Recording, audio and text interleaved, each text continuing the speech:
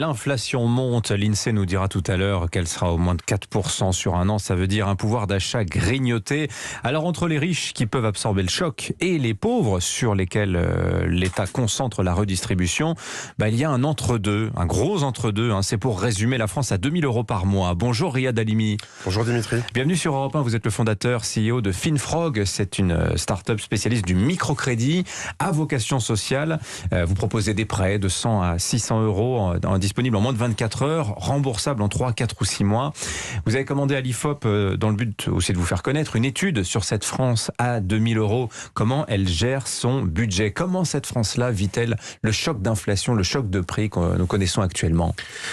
Je dirais qu'en fait, effectivement, cette France qui gagne moins de 2000 € par mois connaît une situation de stress budgétaire. C'est 38 millions de Français, je rappelle. C'est les Français. 38 millions de Français, effectivement. C'est l'indemnité inflation de la fin de l'année dernière. Exactement. Ce sont à la fois des étudiants, des salariés du privé, des salariés du public, mais également des allocataires, des retraités.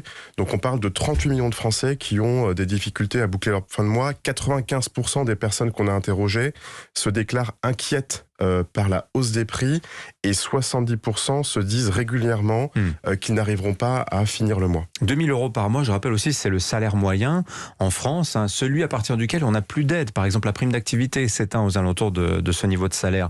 On est trop riche pour être aidé, mais on n'est pas assez riche pour bien vivre non plus. Est-ce que c'est encore la classe moyenne? Écoutez, c'est précisément ce qu'on a souhaité mesurer en apportant un éclairage concret avec des chiffres compréhensibles sur cette réalité que vivent les Français. On a par exemple essayé de mesurer, au-delà des statistiques froides de l'INSEE par exemple, ce qui reste sur le compte bancaire des Français au 10 du mois. C'est une date fatidique ça, le 10 du mois. Voilà, le 10 du mois, pourquoi? Parce qu'en fait, on a touché son salaire ou ses allocations et on a payé le 10 du mois toutes les grandes charges fixes que sont les loyers, les factures d'électricité, les factures de gaz, l'assurance, etc. L'assurance, toutes les charges contraintes. Et ce qui est frappant dans l'étude, c'est qu'on réalise que au 10 du mois, il reste pour un Français sur deux moins de 100 € sur leur compte bancaire pour finir et pour combler finalement les dépenses budgétaires jusqu'à la fin du mois. Moins de 100 €. Moins de 100 €, absolument. Et on n'a pas fait toutes les courses. Il faut encore manger jusqu'à la fin du mois. Non, voilà, effectivement, donc très grande contrainte budgétaire. Et vous parlez des courses. Effectivement, une des conséquences en fait qu'on a essayé de regarder, c'est l'impact à la fois sur les renoncements. Et également sur l'impact psychologique en fait de cette situation de tension budgétaire.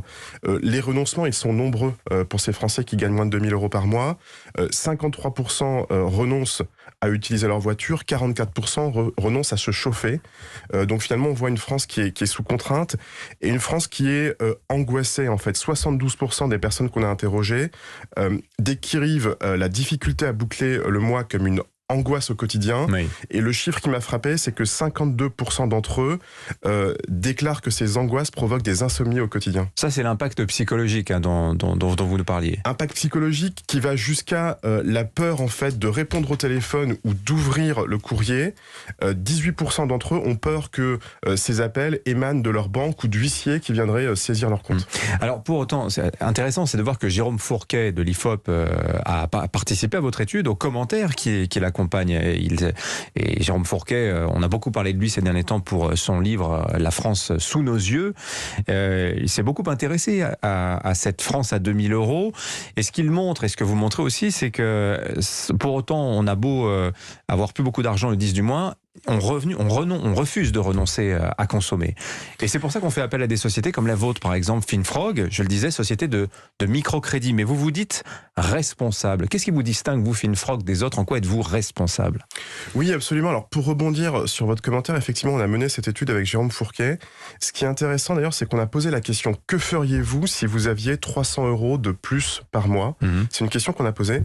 Et la réponse qui vient en premier, c'est l'épargne. Avant la consommation. Donc en premier, c'est l'épargne. En deuxième, c'est payer les factures. Et en trois, c'est consommer. Je mets de côté pour pouvoir payer les prochaines factures, en fait. Voilà. Donc on c'est beaucoup ce réflexe-là. Oui, et pour préparer un avenir qui est fait de hausse des prix. Donc on sent un grand sens des responsabilités, en fait, auprès des clients qu'on accompagne. Pour rappel, depuis 2016, nous, on est positionné depuis plus de 6 ans sur l'accompagnement budgétaire des Français au quotidien, avec une approche qui est résolument responsables, Oui. des tarifs beaucoup moins coûteux que le découvert bancaire et un accompagnement qui est véritablement sur des projets du quotidien. Quand on regarde les projets pour lesquels les Français nous sollicitent, le premier projet, par exemple, c'est réparer ma voiture. Pourquoi ? Parce que les clients qu'on accompagne... C'est pour ce type de dépenses qu'on fait appel à des sociétés comme la vôtre pour des petits prêts. Je disais, c'est de 100 à 600 euros. À 600 euros. Donc c'est typiquement la dépense imprévue, votre voiture, votre scooter qui tombe en panne. La population dont on parle n'habite pas dans les centres-villes. C'est 38 millions de Français qui sont en dehors des grands centres urbains, généralement, plutôt en zone rurale, en zone périphérique, et qui ont besoin de leur voiture pour aller travailler. C'est typiquement la première utilisation qui est faite, le premier recours qui est fait.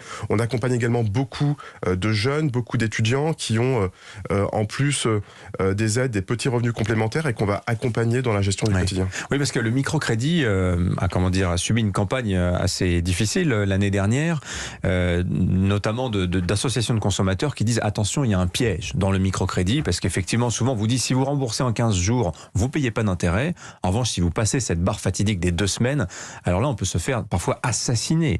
Il y a des taux qui sont pratiqués par certains organismes de microcrédit qui dépassent 100% de taux d'intérêt.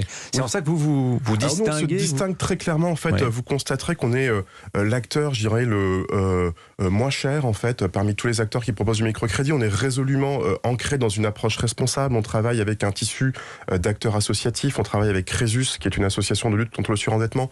On va orienter nos clients qu'on n'est pas en mesure de financer vers des solutions alternatives publiques ou parapubliques. On est le seul acteur à ne pas ajouter d'options tarifaires. Et donc on a un choix... et un peu assistante sociale en même temps. Disons qu'en fait, on est là pour accompagner nos clients au quotidien. On les a très souvent au téléphone. On va par exemple leur donner des conseils. Nos clients ne sont pas nécessairement au courant de l'ensemble des solutions qui peuvent se proposer à eux. Par exemple, les acomptes sur salaire. La plupart de nos clients ne savent pas qu'ils peuvent demander à leur employeur d'être payés dès le 15 du mois de la moitié de leur salaire. Donc finalement, on est dans une démarche d'accompagnement et de crédit responsable. Combien de clients avez-vous aujourd'hui, Finfrog, et surtout quelle est la dynamique depuis quelques mois où l'on voit cette hausse des prix qui s'installe depuis le mois de septembre, c'est pas nouveau.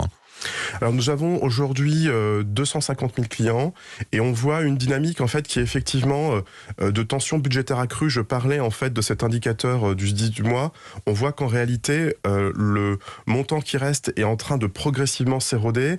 Il faut pas oublier qu'en fait on est sorti des phases d'aide de l'État post-confinement, qu'avec la rentrée dans les mois d'hiver, il y a une pression accrue des charges liées au chauffage, au logement, liées à l'énergie. Donc effectivement, on voit une tension budgétaire qui s'accroît sur le budget des ménages.